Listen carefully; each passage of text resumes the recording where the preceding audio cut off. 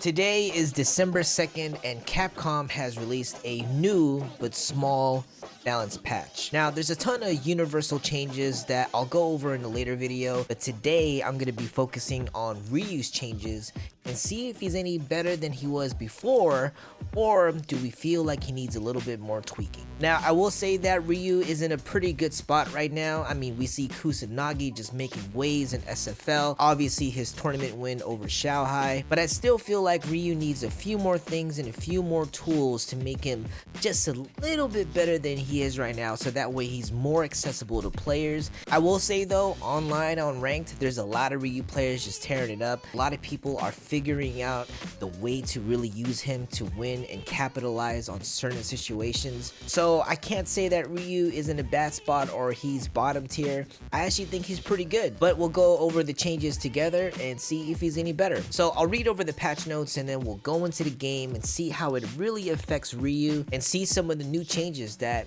he has to offer. My name is AM and I hope you enjoyed this video.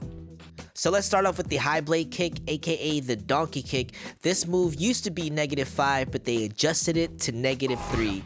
That means you could do this at any distance and the opponent cannot punish at all. Now people can still DI on reaction, so you still have to be cautious, but it does offer as a good tool to throw out if you want to chip away some drive gauge or get that lucky strike.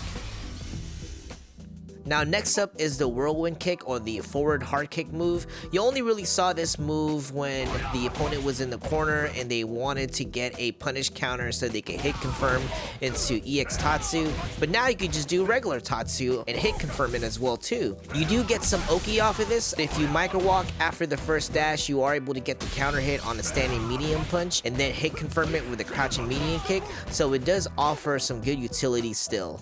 Next up is the crouching median kick buff. So now they decrease the window to cancel, so that means you can safely do a fierce fireball without having the risk of getting DI'd in the string. So basically it's a true block string from any distance, kind of reminiscent of Evil Ryu back in the day. And if you do light fireball, you still have time to parry or DI back if they choose to DI through your fireball. What's good about this too, that if you do the fierce fireball from a safe distance, they can't punish it anyway.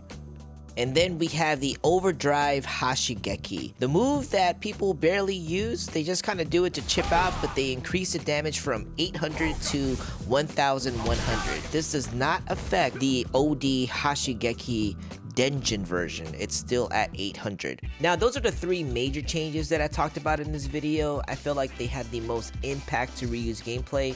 There are some various changes that I'll post in the link below that you can read for yourself, but I feel like these changes are the ones that's going to make the most dramatic change to how Ryu will be played out. Now personally, I feel like these are pretty good and a step in the right direction, but I still feel like he might be behind the meta, the way that a lot of the top tier characters are being played out. But at the end of the day, if you enjoy the character and you enjoy playing the way that he is right now, then play him. Just because all the pros are saying a character is top tier or mid tier or bottom tier should not affect the way that you want to enjoy the game. I personally play Ryu because I have fun playing with him and I don't worry too much about tier lists. But let me know in the comments below whether you think these changes are a good direction for Ryu, or what kind of changes that you would like to see in the next balance patch. Until then, I'll talk to you guys later. Thanks so much for watching, so GG's.